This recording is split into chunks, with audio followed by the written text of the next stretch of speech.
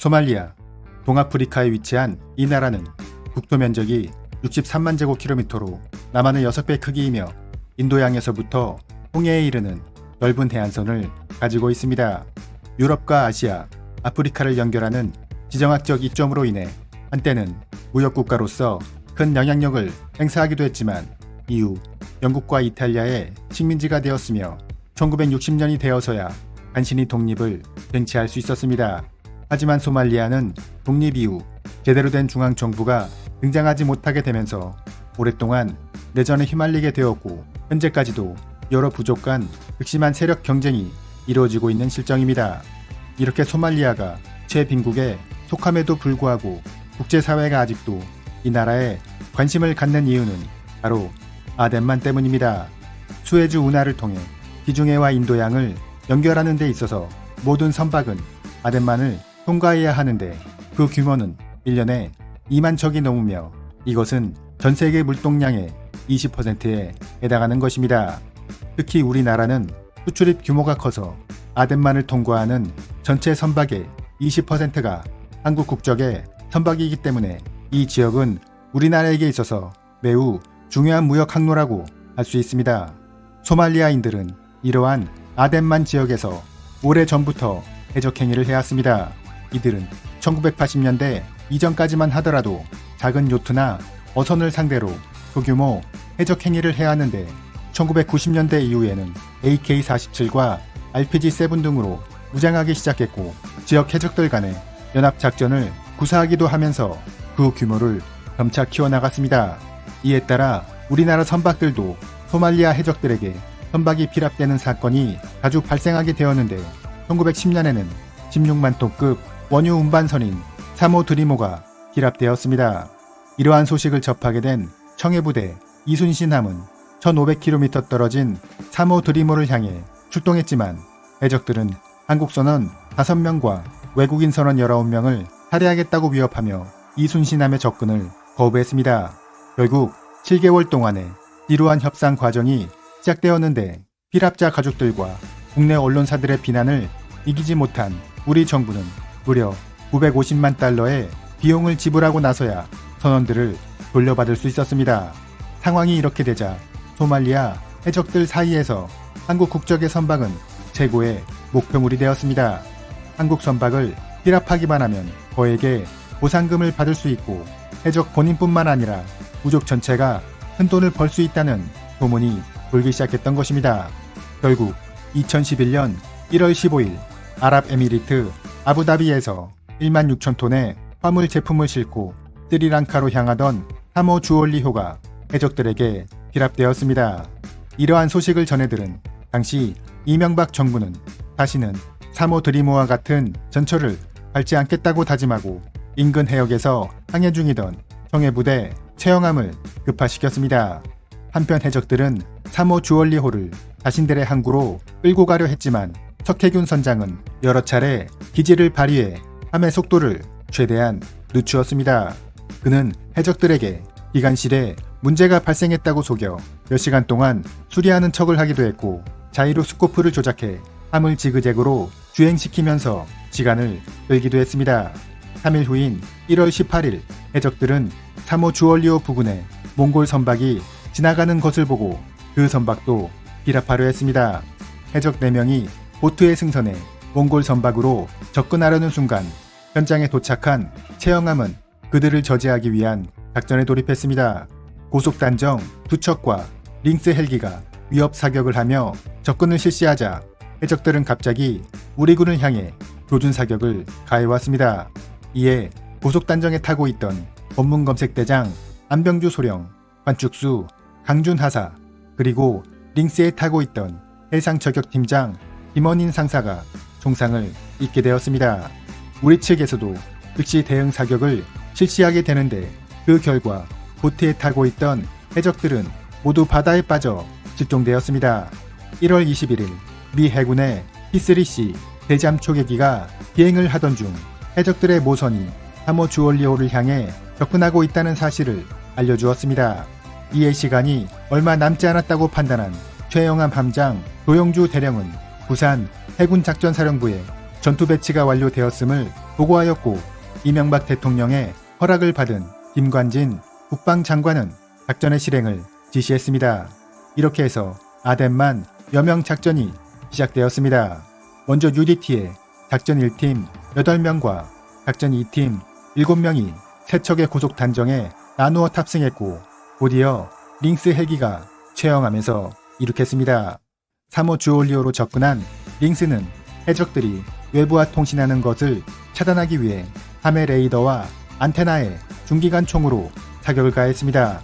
또한 링스에 타고 있던 사수는 AW-50 대물 저격총으로 해적 1명을 사살했습니다. 이렇게 작전이 시작되자 해적들은 선원들을 밖으로 끌고 나와 그들을 인간 방패로 사용하려 했는데 최영함에서는 정확한 저격을 실시해 그들을 다시 선박 안으로 들어가게 했습니다. 링스 헬기와 최영함에서 해적들의 시선을 끌고 있는 사이 UDT 고속 단정들은 선박의 우형과 한미 쪽으로 신속히 접근했으며 사다리를 이용해 함에 승선하는 데 성공했습니다. 기관 단총을 이용해 저항하는 해적들을 사살해 나가던 UDT 대원들은 가장 먼저 함의 조타시를 장악하게 되는데 그 과정에서 해적 1명이 석해군 선장에게 사격을 가했습니다. UDT 대원들은 57개의 격실과 기관실 등을 수색하는 과정에서 저항하는 해적 2명을 추가로 사살했고 항복 의사를 보인 해적들은 현장에서 생포했습니다. 이렇게 해서 아덴만 여명 작전이 종결되었는데 한국인 8명과 외국인 13명이 모두 구출되었고 해적들은 사망 8명, 실종 4명, 생포 5명입니다. 한편 5곳의 총상을 입은 석해군 선장은 미군 헬기에 의해 오만에 위치한 병원으로 후송되었으며 그곳에서 응급치료를 받게 되었습니다. 하지만 수술 상황이 좋지 않게 되자 아주대 이국종 교수팀이 현장으로 급파되는데 오만 병원의 의료장비가 열악하여 환자를 한국으로 급하게 이송해야 하는 상황에 놓이게 되었습니다.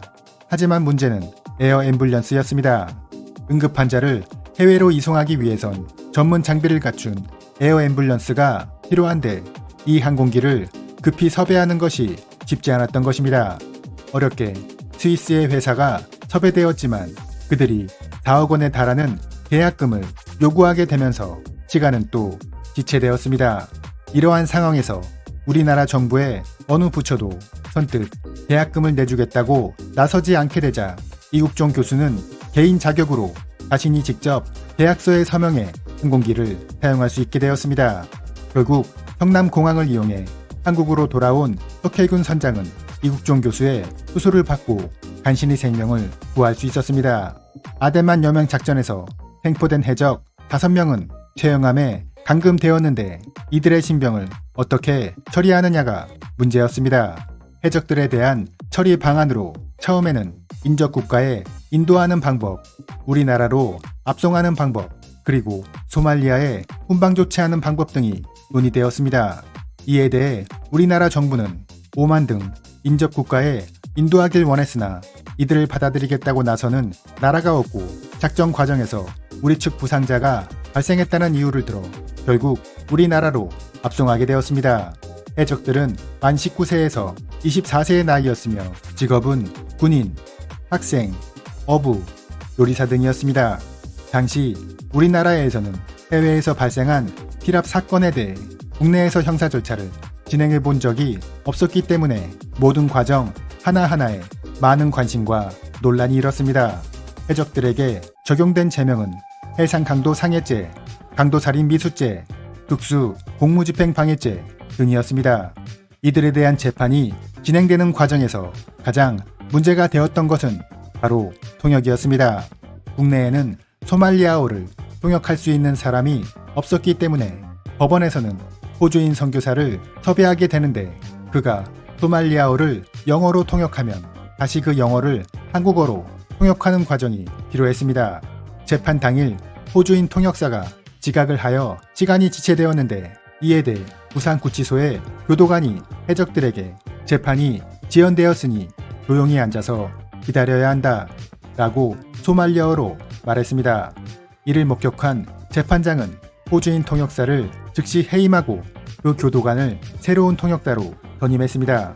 사실 부산 구치소의 교도관들은 해적들을 관리하기 시작하면서 의사소통의 중요함을 깨닫게 되었고, 이에 따라 자체적으로 소말리아어를 공부해오고 있었던 것입니다. 재판 과정에서 석혜균 선장의 몸에 난 상처 중의 일부가 아군의 오인 사격에 의한 것이라는 주장도 제기되었습니다. 석혜균 선장의 몸에서 UDT 대원이 사용하는 총알이 발견되었다는 것입니다. 이에 대해 이육종 교수의 진술을 반영한 수사 결과가 발표되었는데, 석혜균 선장의 몸에 난 총상 중 하나는 해적이 AK-47 소총을 직접 발사해 생긴 것이고, 나머지 총상은 UDT 대원의 총알이 다른 곳에 튕겨져 나온 유탄이라는 것이 확인되었습니다. 결국 석혜균 선장을 살해하려 한 마호메드 아라이는 무기징역, 나머지 해적들에게는 12년에서 15년의 형이 선고되었습니다. 수감 생활에 들어간 해적들은 한국의 교도소 생활에 대체로 만족했는데, 음식이나 위생 측면에 있어서 소말리아 현지 생활보다는 수준이 높아 큰 불만 없이 지냈다고 합니다. 석혜균 선장이 교도소를 찾아 자신에게 총을 쏜 마호메드 아라이와 만나게 되었습니다. 아라이는 가난 때문에 해적질을 시작했고, 그때는 그것이 잘못된 행위인지 잘 몰랐다. 당신에게 총을 쏜 것에 대해 사과한다 라고 말했고, 석혜균 선장은 그를 용서해 주었습니다. 아덴만 여명 작전은 우리 측 사망자 없이 인질을 전원 구출했다는 점에서 우리 정부의 큰 자랑거리였습니다.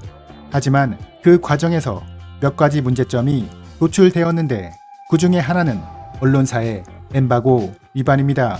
당시 국방부는 출입 기자단에게 작전의 진행 상황을 설명하면서도 인질들의 안전을 고려해 일정 기간 보도하는 것을 자제하는 엠바고를 요청했는데, 일부 언론사들이 이를 무시하고 기사를 내게 되었던 것입니다. 국방부는 그들에 대한 국방부 출입 제한 조치를 취하게 되는데, 이에 대해 언론사들은 이것이 잘못된 조치라며 법원에 소송을 제기하기도 했습니다. 그리고 국방부의 지나친 홍보도 문제가 되었습니다. 국방부는 작전 과정에서 촬영된 영상, 작전의 세부 진행 절차, 대원들의 사진 등을 언론에 공개하면서 크게 홍보했는데, 이렇게 되면 우리 군의 비밀 사항이 외부에 알려져 추후 진행되는 작전에 큰 지장을 초래할 것이라는 비판이 제기되었습니다. 아덴만 여명 작전은 여러 부분에서 문제점이 도출되기도 했지만, 해외의 먼 바다에서 희생자 없이 인질을 성공적으로 구출했다는 점에서 전반적으로는 성공적인 작전이었다고 평가되고 있습니다. 이 사건은 아무리 먼 거리라 하더라도 국민의 생명을 보호하기 위해 국가가 과감한 군사작전을 수행할 수 있다는 것을 보여주었으며, 소말리아 해적들에게는 대한민국이라는 나라가 결코 쉬운 국가가 아님을 확실하게 인식시켜 주었습니다. 이상으로 아덴만 여명 작전이었습니다.